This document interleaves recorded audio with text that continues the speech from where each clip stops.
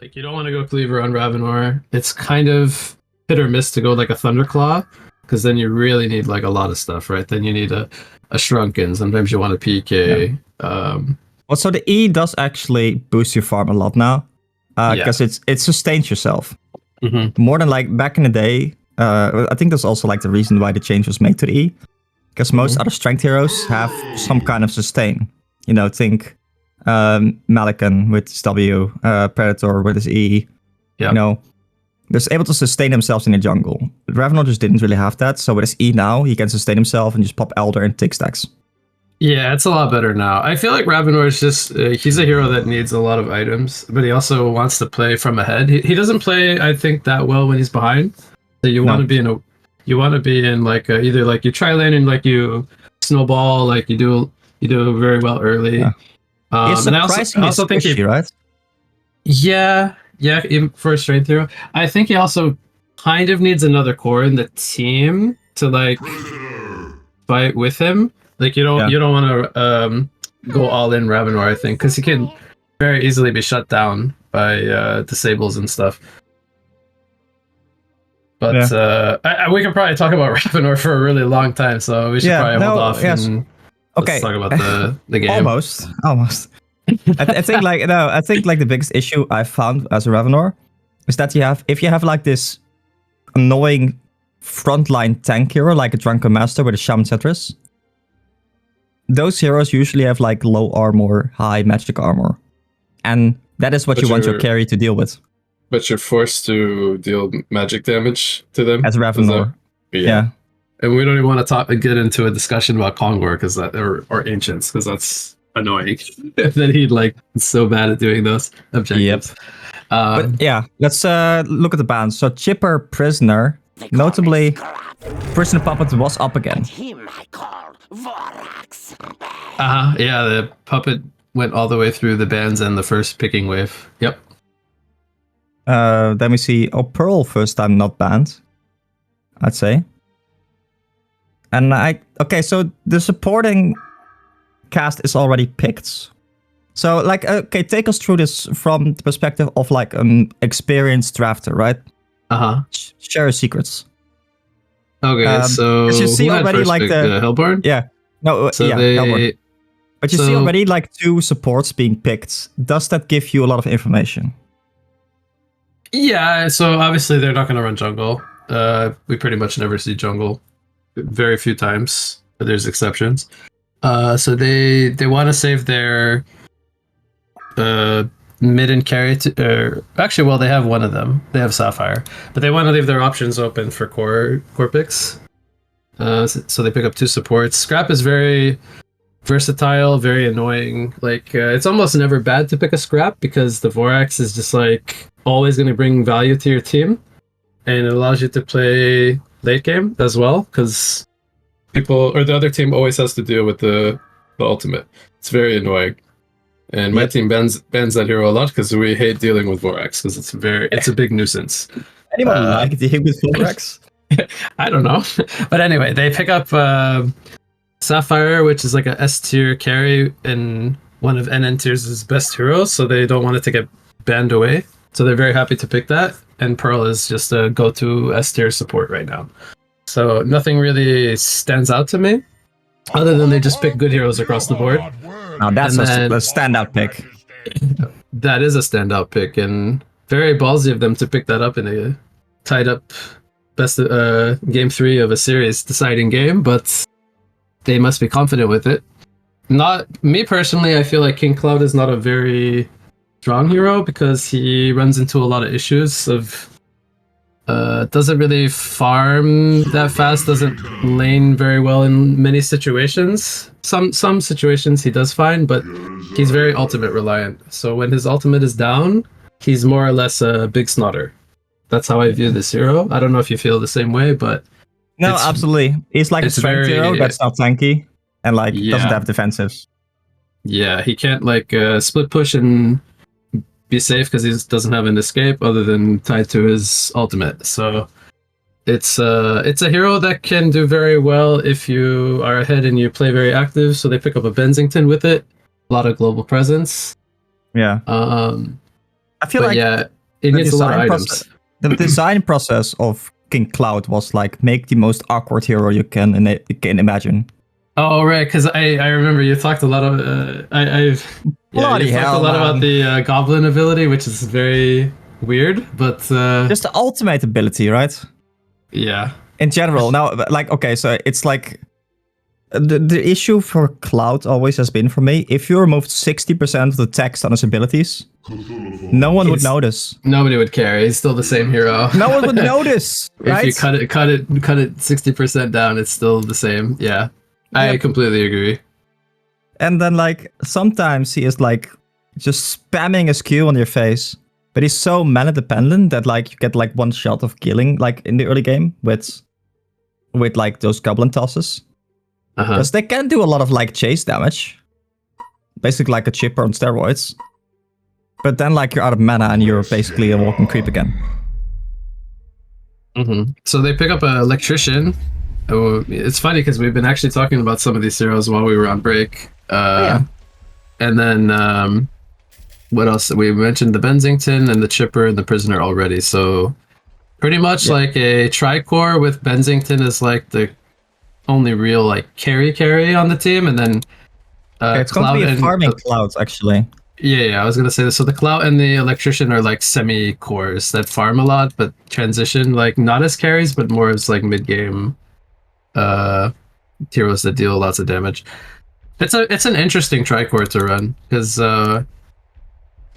not a very typical Tricore. Yeah, like none of their heroes like outright hard carry games, but like if they all have like let's just say they all have like around 400 GPM, they'll all be pretty impactful, I would say. Just like it's gonna come down to, I guess, like how well they shut down the Sapphire, because if the Sapphire is like 600-700 GPM, I think this game is probably just over.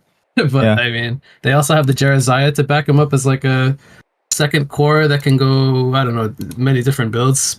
Probably we'll see like some build up into a mock, which I think Pizdun likes to do, and that's pretty typical. So they picked electrician.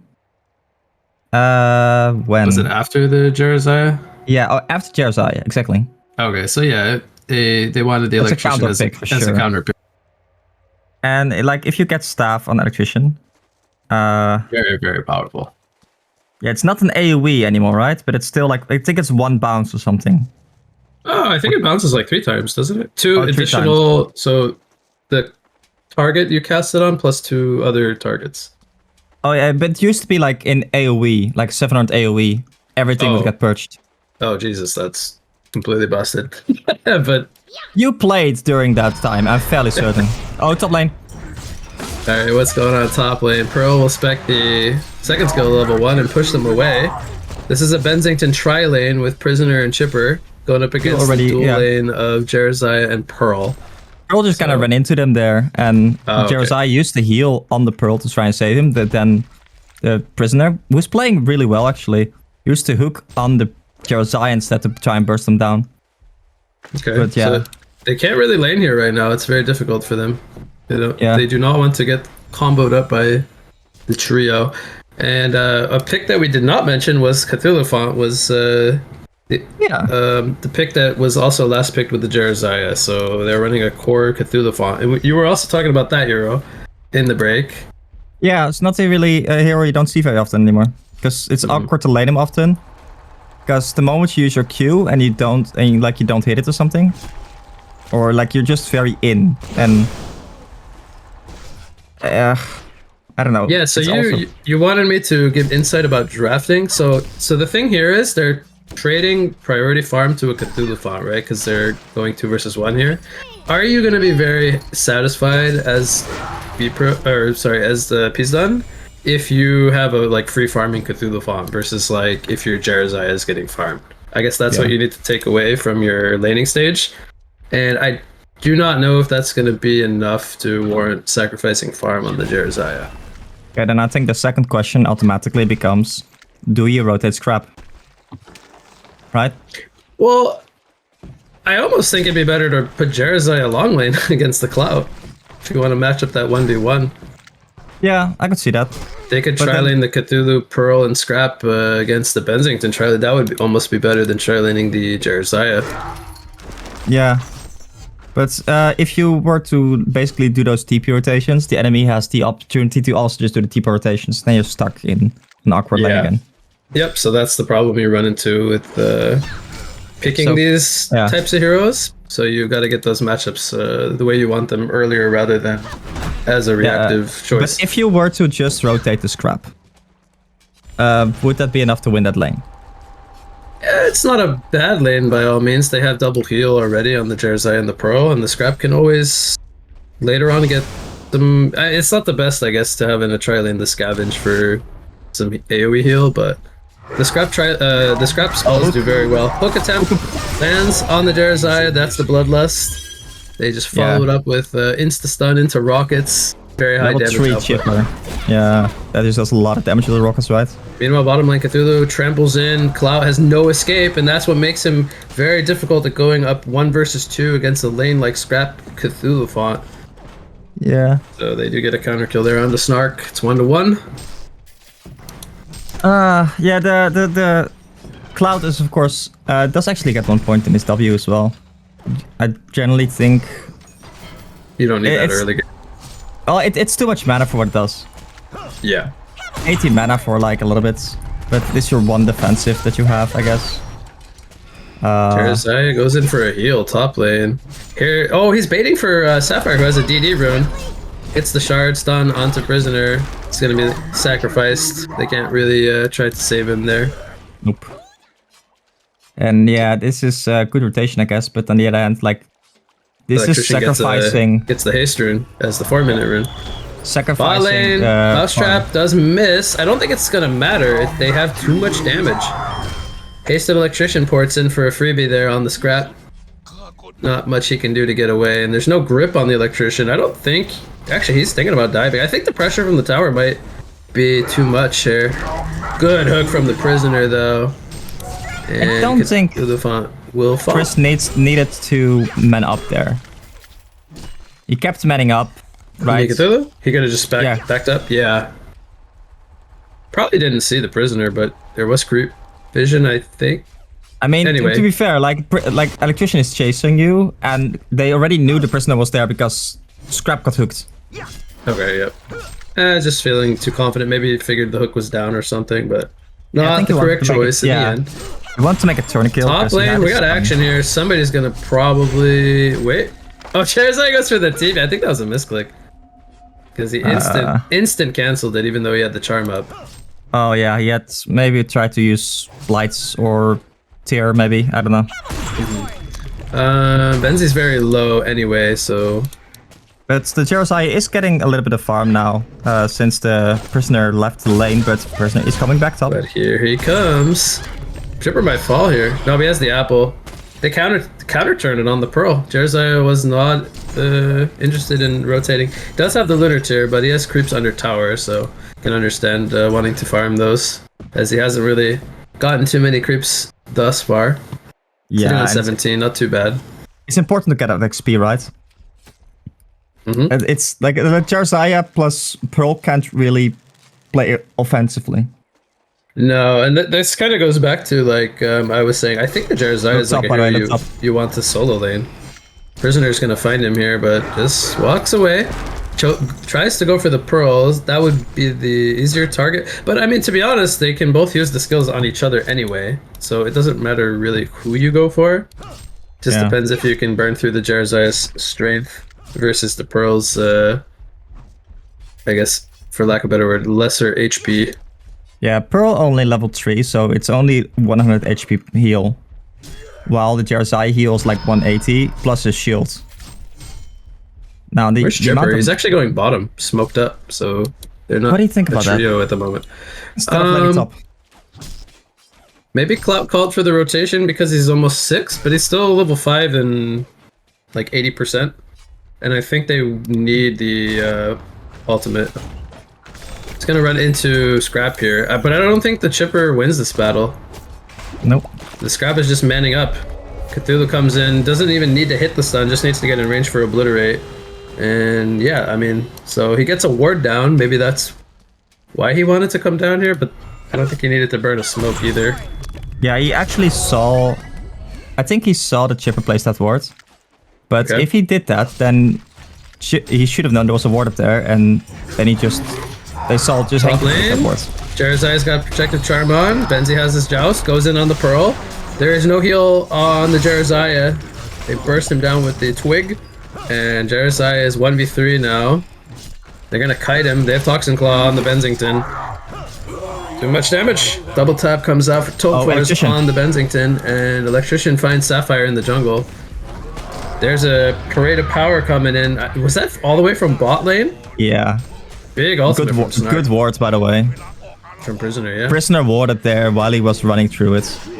And meanwhile, like they take out the tower while he's gone. Yeah, you know always that like Enantiers, when he plays the Sapphire, he wants to farm those camps, those stacks. So Electrician just went in there and he kind of manned up against the Sapphire. And the Clouds just kind of ultimate from that direction. From all the way from bottom lane. So the Electrician has very good GPM early on, and this is going to help transition Bpro because the clout is only 195. Always invis. I crips the Cthulhu fans. It's not going to lead to anything. Got battery, so he has stun. He has no. He's playing like he has team support, but he has no backup. Just full man mode, scaring them off. You know who reminds me? Like this reminds me of Dude or Asaf when they. They're being deceptive. Like you are scared, but you shouldn't be. Crystallize comes out mid lane. Benzi's gonna counter ulti here though. Electrician holds his ground for now, does fall. They get the counter kill on the Electrician. Sapphire taking tower now, has the shield up. Here comes the slow from Scrap, slowing up the Benzington, but Benzi does kill the Scrap. Hook will miss there on the Scrap, and it ends up being a 2-for-1. Yeah, actually, Tolk Force, the Benzington had. Oh, he missed Joust. He's fine, he had the chipper shield still. So he ultimated in, the chipper gave him the shield while he was ultimating. Ah, very nice. I think it actually may have saved him there, maybe. Perhaps, yeah. The Sapphire's damage saw magical early. Yep. And if he had like 25 less HP, then I think they would have turned on him earlier. It was a good kill on the Electrician, but a bit of a dive at the same time to go for that play, knowing they are against the Benzington. Yeah. But to go back to like Chris's gameplay, like Asaf and Duder would always also play like they had the entire team behind him. And like at some moments they like did. Right now, where he's running into the stacks. He's actually alone versus 3. He might just die here. I don't know how much of this he actually stole. Yeah, this was a bit too YOLO. But at the end of the day, you're giving up a 387 gold kill plus a hero experience kill over to the other team. So not going to be worth it, even to steal a little bit of a stack. Mid lane, Jerizai is getting caught here. Rockets connect. Good rockets from Nobi. Yeah, his charm got perched there. Yep, there comes the counter pick into just play. A counter kill. And look at this, by the way. Enantiers, the Sapphire, trying to take stacks again. But that worked. If they catch him in time here, they could even steal the stack. He gets most of it. Benzi misses the Joust. Getting in range to Toxin Claw slow him, which is enough for Prisoner to line up the hook. And they don't even need the rocket damage. They had Electrician there as well. Probably even purged somebody to get in range. And they're going to steal a little bit of the hard camp. But more importantly, they kill the Sapphire, which is what they also wanted. Yeah, and they also just prevent him from farming, right? Because he spent a lot of time. Here. Oh, actually, Electrician trying to go in for the flank. Dodges the Cthulhu trample. Speeding on out of here. Might get caught by Pearl, though. No, I think he's going to have the distance. That's team support as well, so she cannot leap into position. Yeah, so the problem, like, with this tower falls to the catapult. Okay. That like so yeah, the problem with the gameplay from like Enantiers here is that it is super predictable. Yeah. Like that's only just one the thing you Sapphire can gameplay though, right? Like that's and that is the weakness of it. It's the same thing like if you go Legionnaire in a Team M game and you buy Whispering Helm, people know that you're gonna be farming ancients. Exactly. So they ward it up. And here's the same thing where, you know, if it's this predictable, you need to be able to defend it. Oh yeah, for sure. And right now they just kind of don't. Look at how fast that hero clears triple stacks. It's almost absurd. Yep. Not saying it's OP, but... he has only 1 point in his Q. What do you think about that? I think it's fine. I mean, generally, if you want to fight, you want to max that spell. But if you want to farm, which is what he's doing, then maxing the shard and the quick shield makes a lot of sense. Mm-hmm. He's only been involved in 2 kills. The early gank with the DD rune, and then one other that I can't remember. Yeah. But look at this, by the way. Oh, the mid lane, actually, when they dive to Electrician. He's very close to finishing his staff, by the way. I think he needs... Now, I mean, the other kill was when they dived Electrician mid lane. Oh, yep. But yeah, he's almost got a staff. And when he has a staff, like 1, he's going to be purging everything. And 2, he's never going to die again. He's going to be very hard to deal with for quite a while, I would say. Yeah. I mean, there's not really a no Fireblade hero in the enemy team, which is one of the better ways to deal with an Electrician. Mm-hmm. Yep. I would say it's very awkward to buy a Null Fireblade on a Sapphire, because her natural buildup is a Genjuro and a Shrunken. And then you want different, like, either damage or agility buildup, either like Geos or Rip Shards come to mind, like are very pretty good on her. And meanwhile, bottom lane Scrap and Cthulhu are getting turned on by Clout, and now he's got Benzington coming in from the sky. He was so low though. Clout actually manned up 1v2, didn't die, and got the team support just in time from Talk Force. Yeah. By the way, 8-0. We have not really talked about how good of a game Talk Force is playing. Yeah, he's playing very reactive with his ultimate, but I think that's exactly what you need to do here. Top lane. Yep, Prisoner's getting dove here. They don't have the Nightfall, so he's gonna run up here as he ported back to base.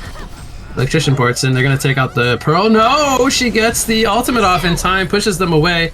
Stay Still comes out, AK the Crystallize. Electrician's gonna be able to purge himself in 2 more seconds, but he's got the team support to charge in here. Full man mode. They want to turn it. Okay, Cthulhu's got a PK. Brand new, just picked up here at the 14:45 mark. Pearl without mana, TP's to base. And Benzington decides he will joust to mid lane. Top lane. Electrician, well, he's tanky, but...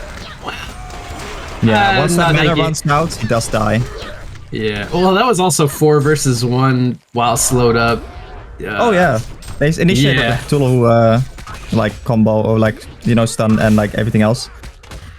But like it took a while before he died. Didn't know that Cthulhu had the PK, I want to imagine, so...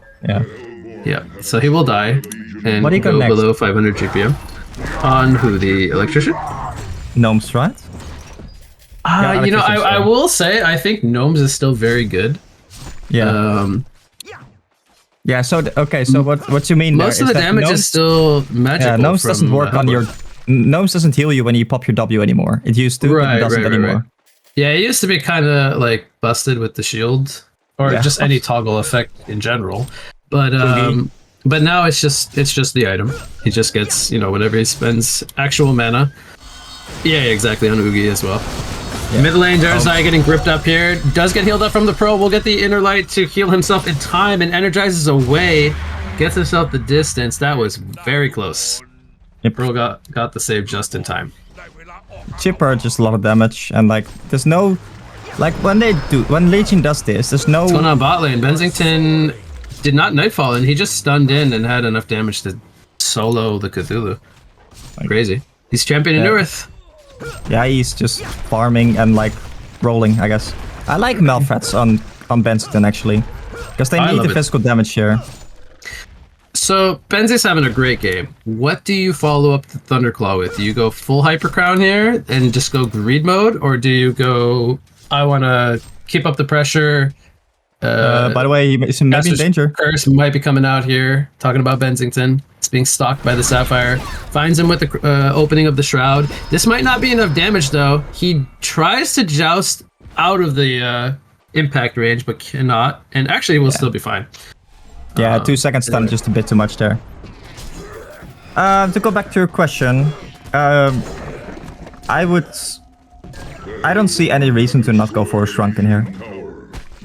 Yeah, so that was going to be my point, was that it's a great Shrunken Head game. Once he has that, he's kind of not really threatened, at least until Jera and Sapphire get more actual like raw DPS going, which is not going to be for a little while. So the Shrunken is kind of a big item for him, I would say. And afterwards, I would say no Fireblade. Yeah, just to have another way to deal with the Jerzaya charm. Just but also in general. Oh no, they missed the stun on Cthulhu Fence. Yeah, very unfortunate. Let's see if Legion can turn it. They do shackle up the Pearl, but she purges herself with the Asphyxiate and walks away. Electrician's charging in first. Can't get in range for a grip yet. And he actually jukes. Great juke from Pearl. Oh, they saw it at the end. Yep, they saw it just at the tippity end of the tippy. Not in time. It's good tippy from the Pearl, though. Jukes them all. Is this greedy play by Henke going to get punished? Look where he is right now. Maybe not. Benzi's down here, but he sees him, so he will definitely not show himself in front of that hero. Bpro with a ward. Where is he warding, actually? Oh, he wants to ward probably deep in the lane. Would make sense, at least. So I don't think they did not see either one. They did not see either one. Oh, he doesn't even ward, actually. Maybe he wants backup? Henke got spotted! Henke got spotted! Oh no, he shows himself in the creep wave. Parade of Power, who did that hit? No one. Wait, he didn't even pour it into it? Or... No, he poured it into it. He just didn't hit. He actually gets credit for the kill, though. Is it worth it to Cloud Ultimate there for the scrap? I feel like they didn't need it, right? I think they expected more people. Okay. When you suddenly see like an scrap wild support out of position across the map. Yeah, exactly. You just like expect wild 5 people. Space creator. Yeah, I think they're playing a bit YOLO here. But an untamable scrap. Okay, I'm done. Sorry. Yeah. Sorry, I'm done. It's just Cloud is just a rat extermination hero, right? Oh, Cthulhu Fan's setting up actually. Yeah, he could trample at least 2 right now if he goes... Yep, there we go. He goes in on the Electrician and the Benzington. He's going to get turned on immediately, though, but does he buy his team time to get here? The Electrician is leading the front line. Sapphire in the background trying to take out the Benzington. Will be successful. Jerzaya gets cheaped up by the King Cloud, as well as the Sapphire. She can't get the ultimate out. Trying to reset the fight. There's the Purge from Electrician. They're running away, but no, they cannot. Here comes the Crystallize. The Shard is going to be back up in 1 more second. He's going to put that down. Stuns up 2. They're stuck on the Shard. They can't bring it down. They need to kill the Shard, but they cannot as they take out the Chipper. And Sapphire gets counter killed here. Prisoner coming in with the Prison Break, getting kind of juked on the trees, but not really. It pulls him in time. They take out the Pro. It's a full genocide. Bpro wins the fight, as they only lost 2 players, most notably the Benzington's Bloodbath. What happened there was a good fight. Like then a Sapphire ultimate happened. Then a Jerzaya positioned himself like in the middle of those 2, basically where the Sackstone is. To try and get his heal off. That's where the Shard came out. Yep. But before he got his heal off, both Electrician used his E and Chipper used all his rockets and Jerzaya died. Oh no, I missed that in that fight. So Jerzaya probably didn't get all his spells off. He got all his spells off, but like instead of like healing himself and dealing 360 damage to both, probably getting some kills, he just dies. Oh no. Yeah, that's... It looks like he is trying to save up for the Mock. He's got 2,700 gold right now. Yeah, I think that is the only viable build in Jerzaya, to be perfectly honest with you. You don't like the, Insanitarius, Frostal Skull, run people down build? Against Electrician? Nah. Okay. I don't think you do enough damage. I think you are solely dependent on your true damage in late game. From your E, basically, right? Just want to build, the most raw right-click you can. Yeah, and maybe get a Geobane later is really good, because, it's an instant refresh on your E. Because the illusions also deal a bunch of true damage. Okay. Mid lane Scrap's getting caught here. That was a Cloud ultimate use, so he doesn't have that for 105 more seconds. And he goes Gnomes on the Cloud, so he's tanking up. Yeah, you already had that, but do you think this is going to be Spell Sunder or Staff? Probably Staff, since he has saved up, right? That was no Nightfall used. Illusion Bensington one-shots the Cthulhu up there. He was the only one who killed him. I think Staff is core on Clout. And I don't think there's a reason for Sunder. There's no like Kuro with IHB or Heart or anything right now. So I don't think you need a Sunder at all. No. Didn't they know he was up there? Wait, Jerizaiah got caught? Was he hooked? I think they're just maybe a little bit either tilted or uncoordinated at this point. But they knew the Benzi was up there. Maybe they didn't know the Prisoner and the Chipper were also up there. Maybe he got hooked indeed, like hook it to Q. Yeah, I missed it, so I can't comment. But I want to imagine he got hooked. Yeah. They're trying to hold this tower, but can they? I mean, like, what else can you really do? You can't really just run into the enemy jungle. The Cloud provides some, like, global utility. There's an unkillable electrician with a puzzle box in the bottom lane. Ooh, I love it. It's one of my favorite items in the game. So the gnomes was already picked up on the Clouds, notably. Yeah, that wasn't, like, we didn't really have time to go in depth on this, but I was going to say, like, how Cloud bought the gnomes instead of the electrician. That opened up another item route for electrician to buy something else.